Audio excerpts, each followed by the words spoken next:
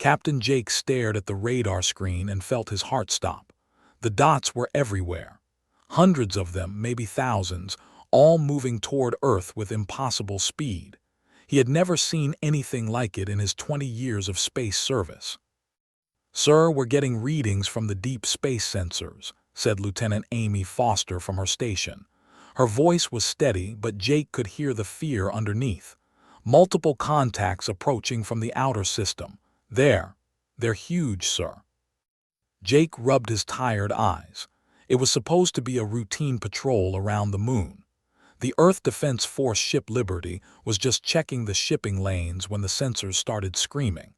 Now he was looking at what appeared to be an entire alien fleet heading straight for Earth. "Get me a channel to Earth Command," Jake ordered. "Priority Alpha." The communication screen flickered to life, showing General Carl's weathered face. The old soldier looked like he hadn't slept in days. Behind him, Jake could see the controlled chaos of the command center. "What's your status?" asked without any greeting. "Sir, we have a situation. Unknown vessels approaching Earth. Lots of them.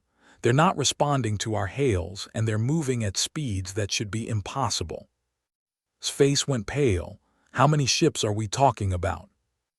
"Best guess. Over 1,000, sir, maybe more. They'll reach Mars orbit in 6 hours. The general was quiet for a long moment. Then he spoke in a voice that Jake had never heard before. It was the voice of a man who knew he was about to watch his world die. "Jake, I need you to do something for me. I need you to get close to those ships. I need to know what we're dealing with." Jake knew it was a death sentence. His ship was a patrol vessel, not a warship. Against one alien ship, he might have a chance. Against 1,000, he was just going to die a little closer to the enemy. "Understood, sir. Liberty out." The next few hours passed like a nightmare. Jake watched the alien fleet grow larger on his screens. The ships were massive, each one the size of a small city. They moved in perfect formation like they had done this 1,000 times before, which Jake realized with growing horror they probably had. When the aliens finally spoke, it was in broken English that somehow made the message even more terrifying. "Small human vessel, you will stop your movement. You will prepare for boarding. Resistance will result in immediate destruction." Jake looked around at his crew. There were only 12 of them, and they were all looking at him with trust he didn't deserve. He was about to get them all killed, and they still believed he could somehow save them. "This is Captain Jake of the Earth Defense Force vessel Liberty. Who are you? What do you want?" The response came immediately in that same broken English. "We are the Empire. We have come to claim this system and its resources. Your species will submit to integration into our labor force, or your species will be eliminated. You have one of your time periods called hours to respond." Jake felt something cold settle in his stomach. Labor force. They were talking about slavery. These aliens had come to enslave or destroy the entire human race, and they were giving Earth 1 hour to decide. "All hands, this is the captain," Jake announced over the ship's intercom. "I won't lie to you, we're in trouble. Big trouble. Those alien ships out there, they're here to take over Earth. They want to make slaves of everyone we've ever known and loved." He paused, looking out at the vast alien fleet surrounding his tiny ship. "I'm going to try to get a message back to Earth. I'm going to try to warn them. But I need you all to know that we probably won't make it home. If anyone wants to record a message for their family, now would be the time." Nobody moved. They just stared at him with those same trusting eyes. Lieutenant Foster was the first to speak.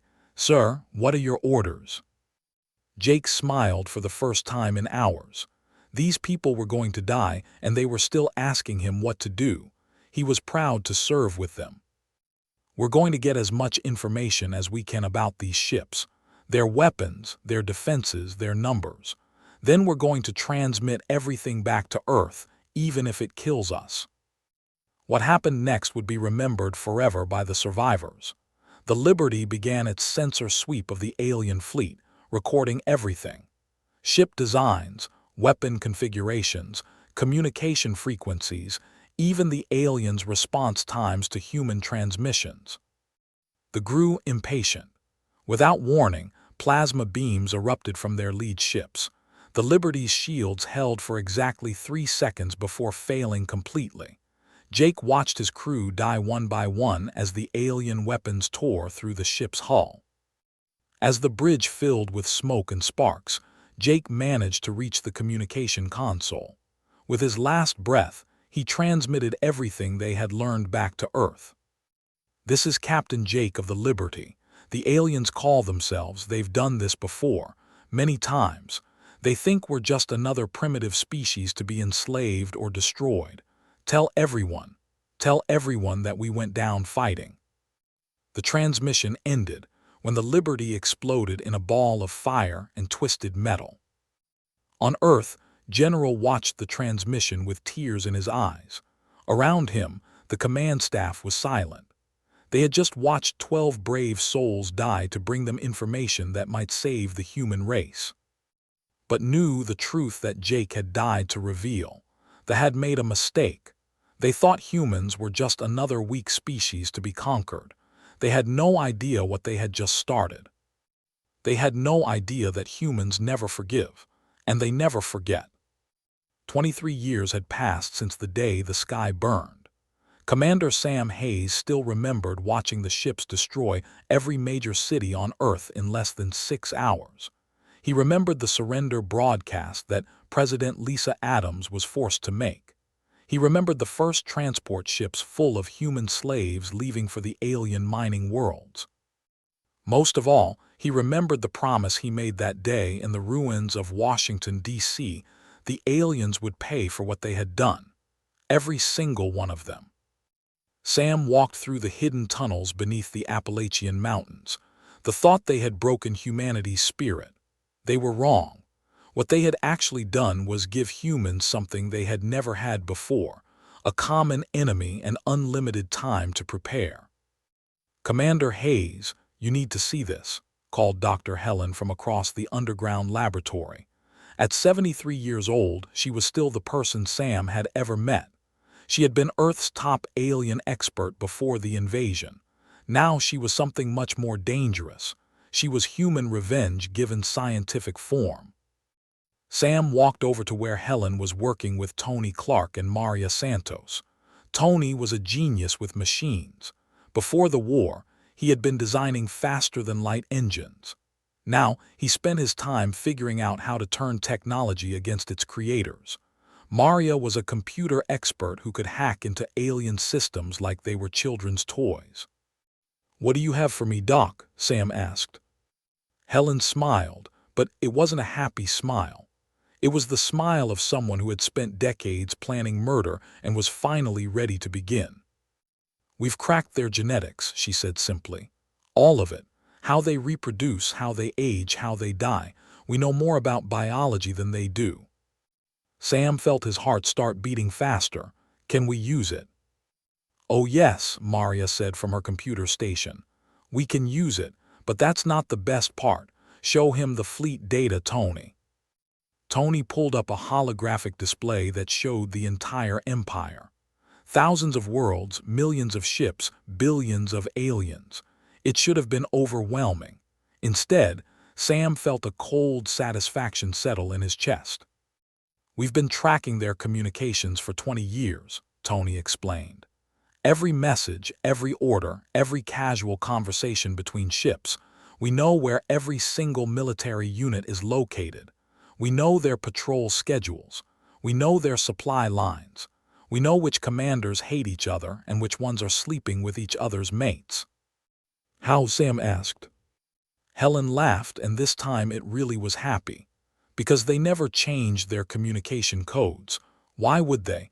They're the great conquerors of the galaxy. Who would dare spy on them?" Sam was quiet for a long moment, staring at the display. "You're telling me we've been listening to their private conversations for 2 decades. "Every word," Maria confirmed. "And not just listening. We've been learning. Their language, their culture, their fears, their weaknesses. Did you know that males are terrified of small spaces, or that their females can't fight effectively in low gravity? We know everything about them, Tony added, and they know nothing about us except what they learned in the first week of the invasion. Sam walked to another part of the facility, where Colonel Danny Wright was training the new soldiers. These weren't the desperate refugees who had hidden in the mountains 23 years ago.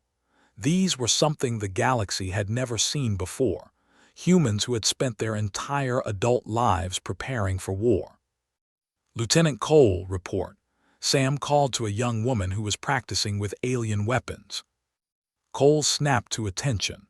She was 25 years old and had never known a world without occupation, but she spoke 4 alien languages fluently and could pilot any spacecraft in the galaxy. Sir, we've completed integration training on the captured fighters. Sergeant Turner and I can now operate them better than their original pilots. Alex Turner looked up from where he was working on an alien plasma rifle. The key was understanding their psychology, sir. Don't adapt. They learn one way to do things and stick with it forever. Once you know their patterns, beating them is easy. Easy? Sam asked. Well, easier, Alex admitted. They're still dangerous, but they fight like machines, very predictable machines. Sam nodded and continued his tour. In every room, humans were preparing. Some were studying alien technology. Others were learning alien languages. Still others were planning attacks on targets halfway across the galaxy. But the most important work was happening in the deepest levels of the facility. That's where Doctor kept her special project. Come with me, Sam, she said, leading him to a heavily guarded door. I want to show you what 23 years of hatred can accomplish. Inside the room was a computer system unlike anything Sam had ever seen. It was part human technology, part alien hardware, and part something else entirely. We call it the memory, Helen explained. It's connected to every computer system in the galaxy, not just military systems, everything. Their banks, their hospitals, their schools, their entertainment networks, everything. Sam stared at the machine. How long have you been inside their systems? 15 years. We've been watching them, learning from them, and preparing surprises for them. When the time comes, we won't just attack their ships, we'll attack their entire civilization. What kind of surprises? Helen's smile returned. The kind that will teach them what it means to make war on humans. Did you know that children learn about the great victory over the primitives of Earth in their schools? It's required reading. They're teaching their kids about enslaving us. We're teaching, Maria corrected. As of yesterday, every school computer now teaches a different lesson about what happens when you underestimate humans. Sam felt something he hadn't experienced in 23 years. Hope. When do we begin? He asked. Helen looked at her watch. The anniversary of Luna Base is in 6 months. I think that would be an appropriate time to remind the galaxy that humans remember everything and forgive nothing. Over the next few months, the final preparations were made. Weapons were distributed. Ships were prepared. Communications were established with resistance groups on every occupied world. They had spent 23 years believing they had conquered humanity. They were about to learn the difference between defeating humans and destroying them. Humans could be defeated, but they could not be broken, and they never ever forgot. The attack began at exactly 3:47 in the morning, Earth time. It was the same time that Luna Base had been destroyed 23 years earlier. Admiral Vex was drinking his morning stimulant when his communications officer burst into his quarters. Sir, we have a problem, a big problem. Vex looked at the young officer with irritation. He had been the military governor of the Earth sector for over 2 decades. Nothing interesting ever happened here. The humans were broken, defeated, useful only for manual labor in the mines. What kind of problem? He asked. Sir, we're getting reports from all over the sector. The humans are attacking, everywhere, all at once. Vex laughed. The humans, with what? Rocks and sticks. Send a few patrol ships to deal with whatever this is. But as the reports kept coming in, his laughter died. The humans weren't throwing rocks. They were using weapons, tactics, and somehow they knew exactly where to hit to cause maximum damage. On Earth, Commander Sam Hayes led his strike team through the smoking ruins of Command Station 7.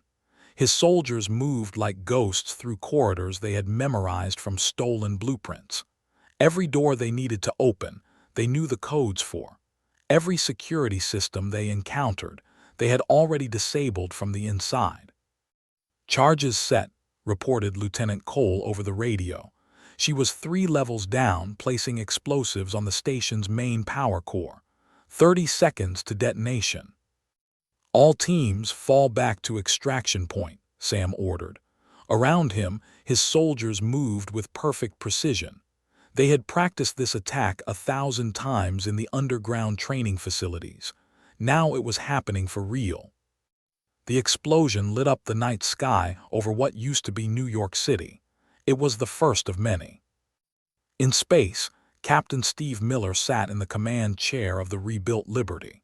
The ship looked almost exactly like the original vessel that Jake had died in, but appearances were deceiving. Under the familiar hull was technology that would have made the original Liberty look like a wooden sailing ship. "Fleet approaching," announced his tactical officer. "Looks like they're sending everything they have in this sector."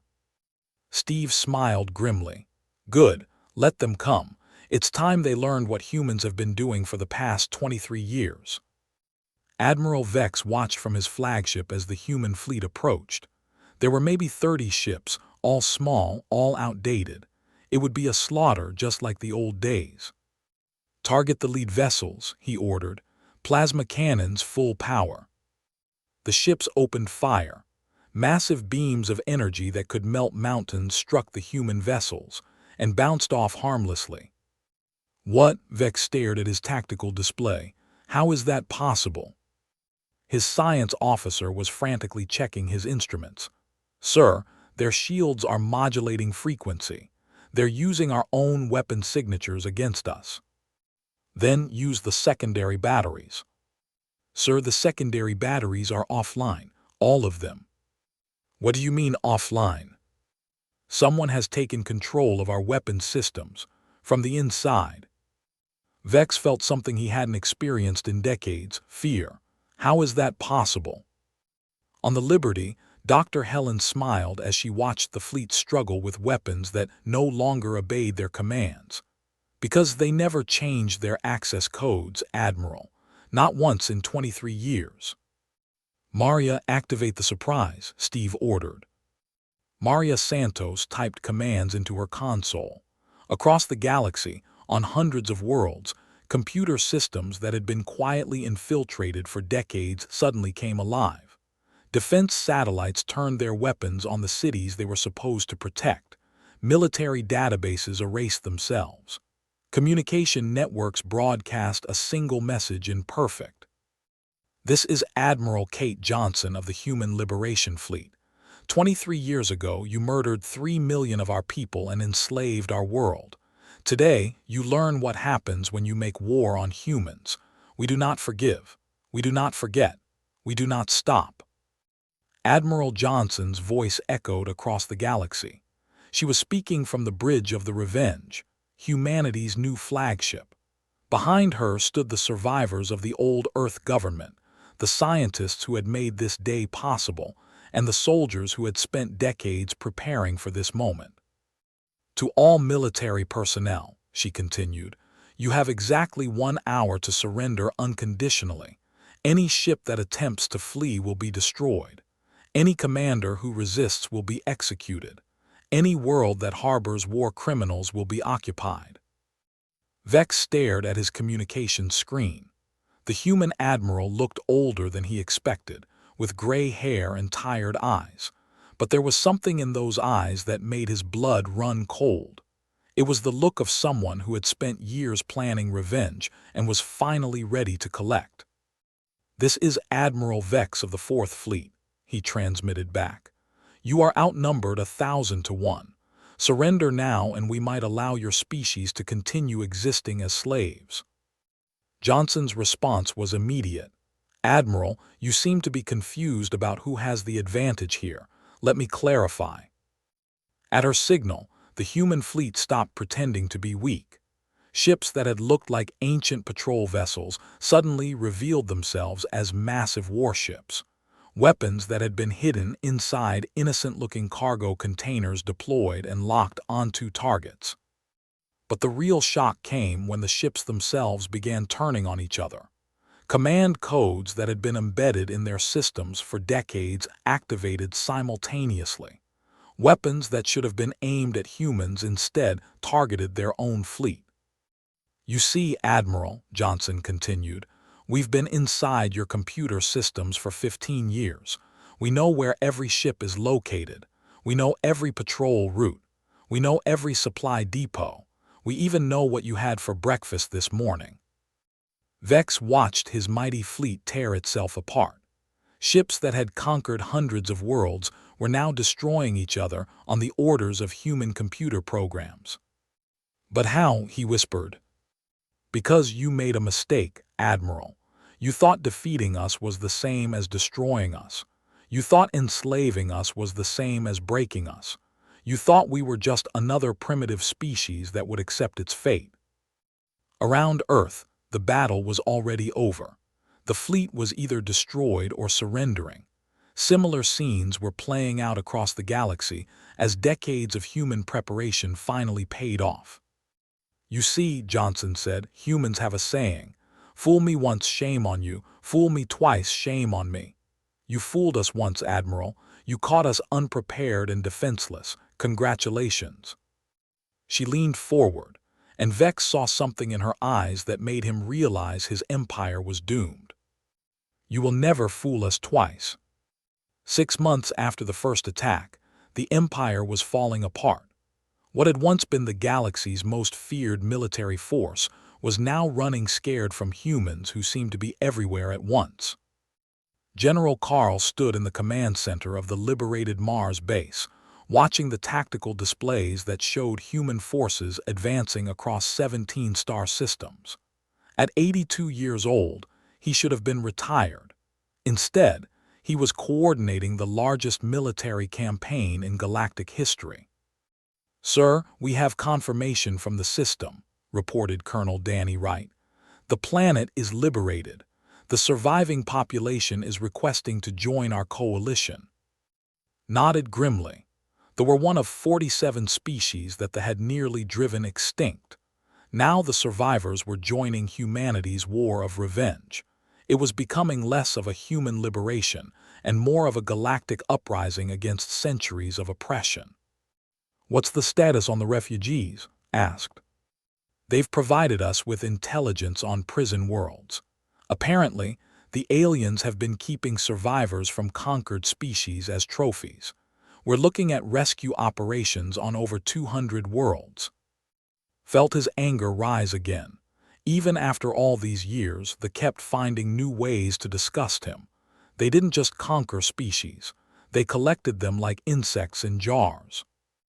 "General Wright, I want those prison worlds liberated within the month. Every single one." "Sir, that's a massive operation. We'll need to coordinate with Admiral Johnson's fleet and Commander Hayes's ground forces." "Then coordinate. I don't care how many resources it takes. Those people have been prisoners long enough." Across the galaxy, Major Cole was leading a strike team through the corridors of a military academy. The alien cadets had scattered when the humans arrived, but the instructors were still trying to organize a defense. "Contact left," called Sergeant Alex Turner, firing his captured plasma rifle with deadly accuracy. The weapon had originally belonged to an officer who thought humans were too primitive to understand advanced technology. Alex had proven him wrong permanently. "Sweep and clear," ordered. Her team moved through the academy like they owned it, which she reflected they now did. The human forces had studied military doctrine so thoroughly that every battle was predictable. The aliens had one way of fighting, one set of tactics, one response to every situation. After 23 years of analysis, humans could predict what commanders would do before the aliens knew it themselves. "Major Cole, this is Command," came Captain Steve Miller's voice over the radio. "We've captured the Academy's database. Every military officer for the past century is in here, along with their service records." Smiled coldly. "Excellent. Send the war criminals list to Admiral Johnson. She'll want to add them to the tribunal records." The war crimes tribunals were Dr. Helen's idea. She had insisted that this couldn't just be about military victory. There had to be justice for every atrocity, accountability for every genocide, consequences for every crime against intelligent life. "Major, you need to see this," Alex called from across the Academy's main hall. He was standing in front of a massive display that showed the Empire's history of conquest. Walked over and read the alien text. Her years of language training made the words clear, but the meaning made her sick. 847 conquered worlds, she read aloud. Over 6 billion intelligent beings enslaved or eliminated. Military efficiency rating, optimal. "They're proud of it," Alex said quietly. "They actually teach their children to be proud of genocide." "Not anymore they don't," replied. She raised her rifle and put a plasma bolt through the display. "Burn it all. Every record, every trophy, every monument to their victims. Burn it all." Meanwhile, Admiral Vex was discovering what it felt like to be hunted. His once mighty fleet was reduced to 3 ships, all damaged, all running on emergency power. The humans were chasing him across the galaxy, and they never seemed to get tired. "Sir, incoming transmission," his communications officer reported. The young alien looked exhausted. They all did. The humans had been pursuing them for months, never letting them rest, never giving them time to regroup. "Put it through," Vex ordered. The screen showed Captain Steve Miller sitting in the command chair of the Liberty. Behind him, Vex could see human officers working at stations that had once belonged to ships. The humans were using captured alien technology better than its creators ever had.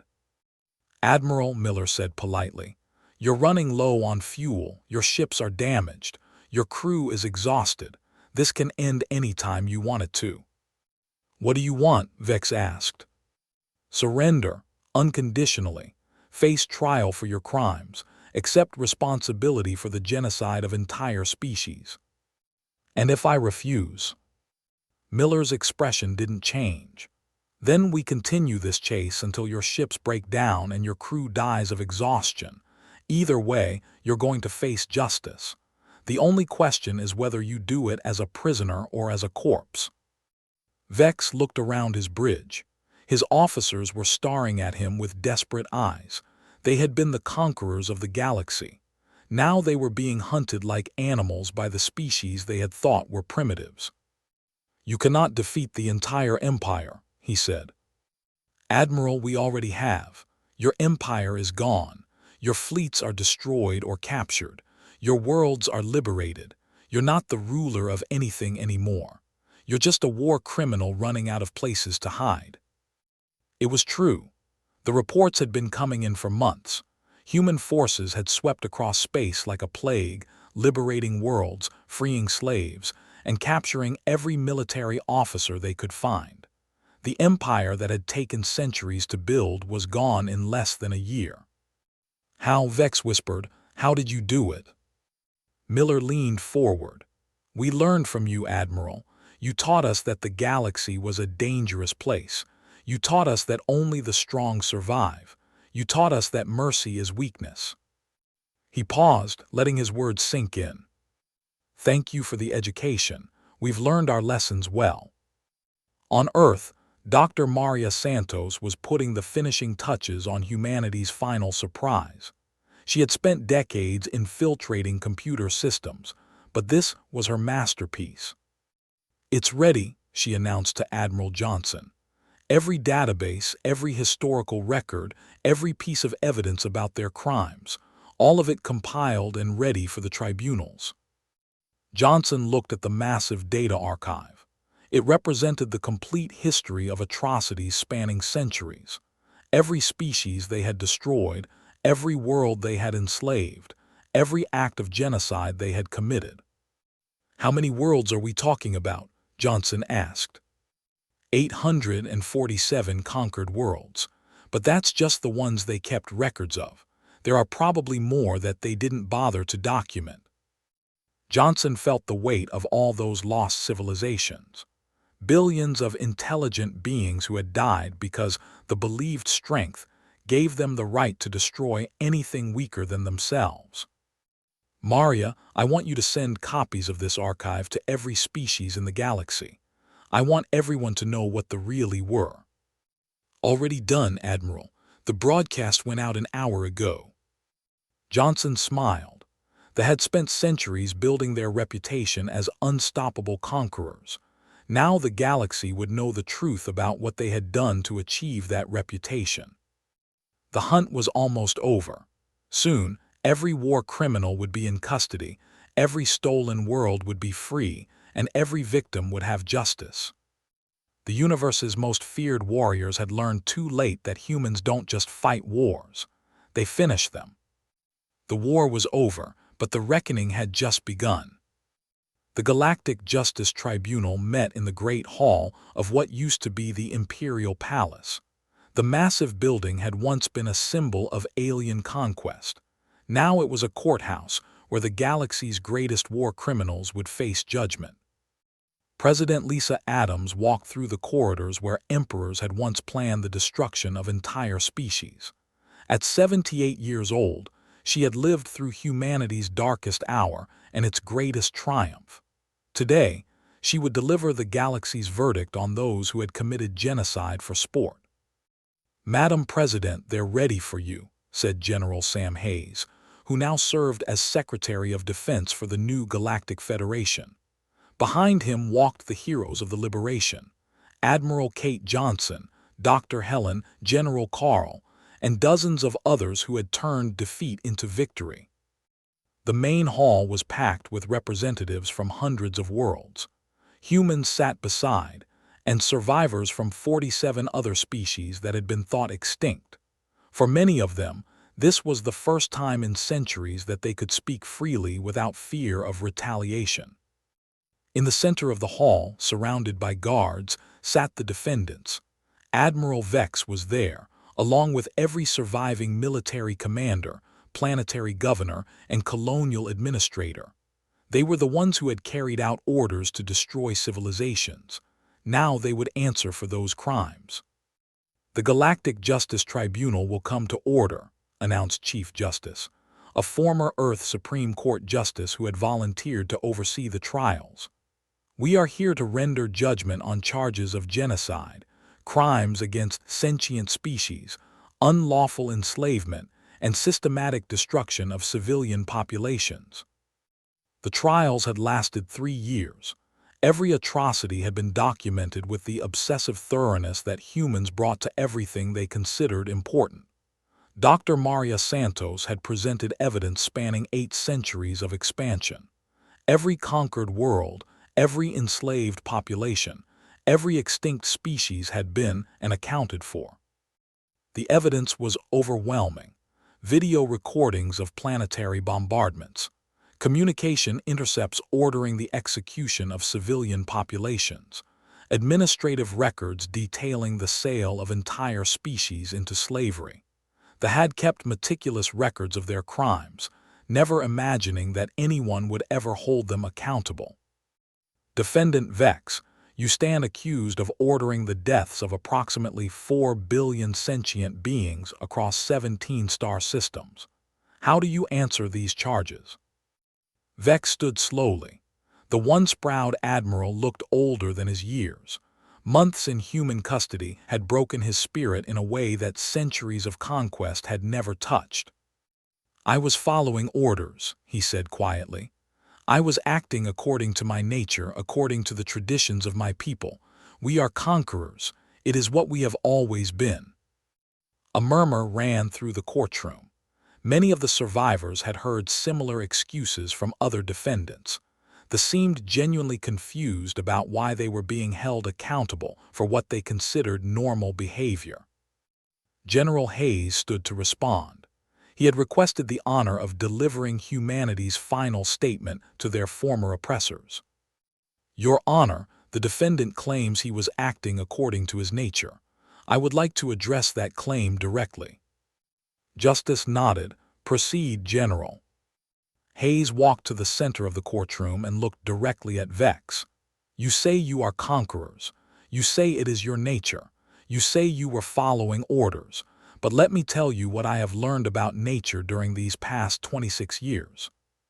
He turned to address the entire courtroom. Humans are teachers.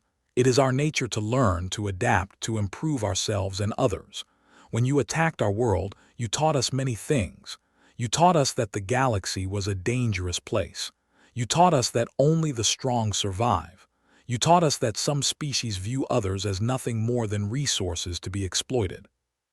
Hayes paused, letting his words sink in. We learned all of those lessons very well, but you failed to learn the most important lesson of all. There are consequences for genocide. Vex opened his mouth to speak, but Hayes continued. You claim that conquest is your nature, but nature is not an excuse. Your power was not a justification. Your success was not absolution. Today, you learn what happens when a species of teachers decides that the lesson you need to learn is justice. The final verdicts were delivered the next day. For the military commanders who had ordered the destruction of entire worlds, death. For the governors who had administered slave labor camps, life imprisonment on the barren worlds they had once used as prisons. For the administrators who had profited from genocide, exile to uninhabited systems where they could contemplate their crimes in solitude. But the sentences were only the beginning. The real punishment was what came after. The Galactic Federation established the Memorial Worlds, entire planets dedicated to remembering the species and civilizations that they had destroyed. On each world, monuments were built listing the names of the dead, the cultures that had been lost, the knowledge that had been destroyed forever. Dr. Helen, now 80 years old, oversaw the construction of the largest memorial on Earth itself. It was a simple black wall with 3 million names carved into it, the names of every human who had died in the initial attack. Why is it so important to remember? Asked a young reporter who was covering the memorial's dedication. Helen looked at the wall of names for a long moment before answering. Because forgetting is how this happens again. Because someone needs to remember who these people were and what they meant to those who loved them. Because the dead deserve better than to be forgotten by history. At the base of the memorial, a plaque was installed with words in 100 different languages. But the English version was simple and clear. We remember them all. We forgive none of it. The species still existed, but they were no longer conquerors. Their children were raised in schools run by the Federation, where they learned about the true cost of their ancestors' actions. They learned about the species that had been destroyed, the civilizations that had been lost, the billions of lives that had been ended for the crime of being weaker than their oppressors. Most importantly, they learned that actions have consequences, and that some crimes are too great to be forgiven. Admiral Kate Johnson, now in her 70s, stood on the bridge of the Revenge and looked out at the galaxy that humanity had helped to reshape. There were no more slave worlds, no more extinction campaigns, no more species living in fear of conquest. Admiral, incoming transmission from the Council of Worlds, reported her communications officer. Put it through. The screen showed representatives from across the galaxy, humans, and dozens of other species that had been freed from rule. Admiral Johnson, said the council speaker, the vote is unanimous. The galaxy accepts humanity's proposal for the non-aggression protocol. Any species that commits acts of genocide or enslaves other intelligent life will face immediate intervention by the full force of the Federation. Johnson nodded, understood, and the enforcement provisions. Also approved. Humanity will serve as the primary peacekeeping force, with full authority to prevent future atrocities. After the transmission ended, Johnson walked to the observation deck and looked out at the stars. Somewhere out there, other species might be planning conquest, dreaming of empire, preparing to repeat the mistakes. Let them try, she thought. The galaxy had learned that humans don't just fight wars, they finish them, completely, permanently, and they never forget the lessons that war teaches. The universe's most feared warriors had learned too late that some species don't just seek victory. They demand justice, and humans, once committed to justice, are relentless in its pursuit.